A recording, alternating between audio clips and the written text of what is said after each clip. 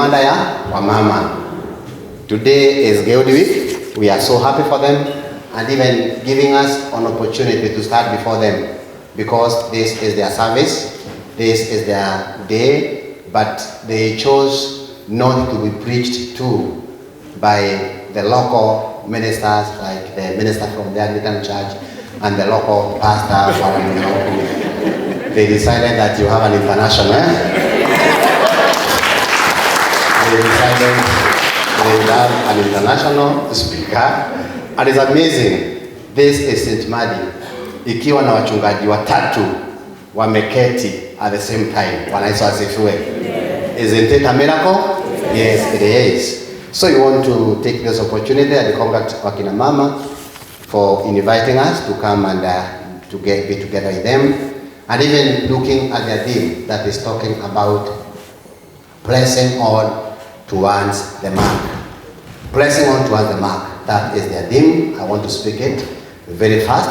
Ya kwamba lazima ukaze mwendo hadi kwa halama. Bwana Yesu asifiwe. And one thing I noted yesterday when we were listening and when we were doing some games there at barbecue, I noted that pressing towards the mark also would call for you to mark the mark.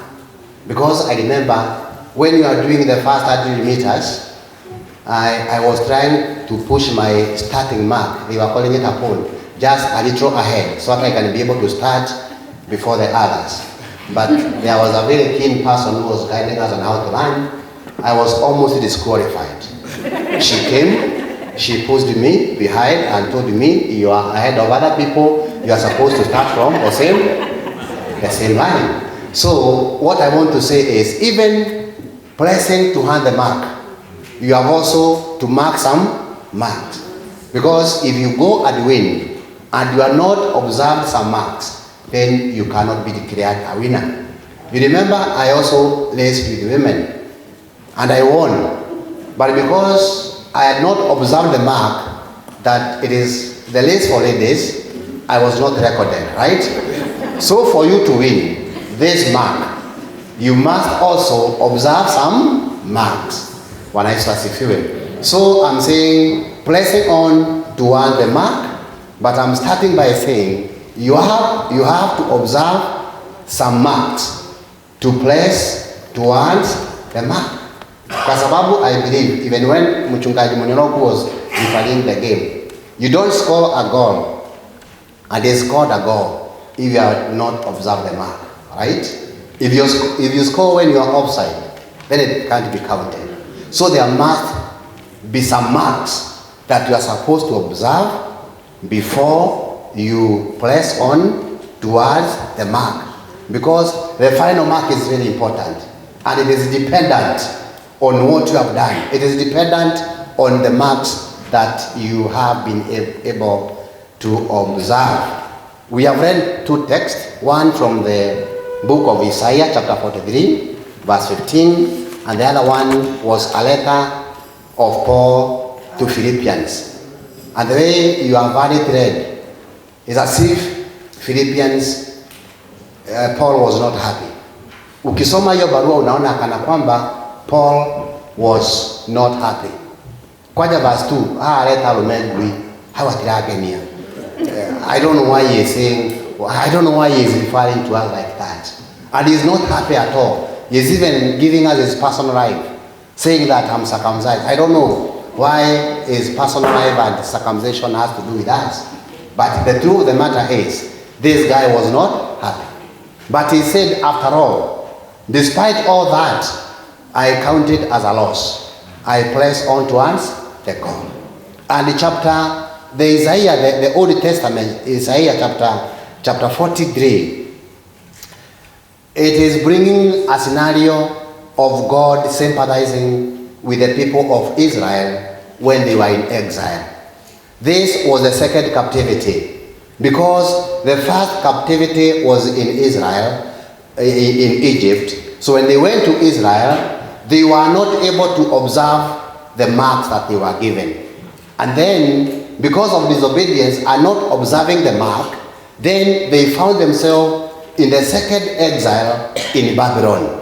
And when this time that God is talking to them, this time that Isaiah is speaking these words, he is talking to them in exile in Babylon, simply because when they were coming from bondage or from first exile, there were some rules and regulations that they were supposed to do. And when they were coming, you remember, he is talking and saying that when you are closing Red Sea, I made a way where there was no way, and the people that were following you, when they were there in the middle, and I saved you, and you went all the way through to the promised land.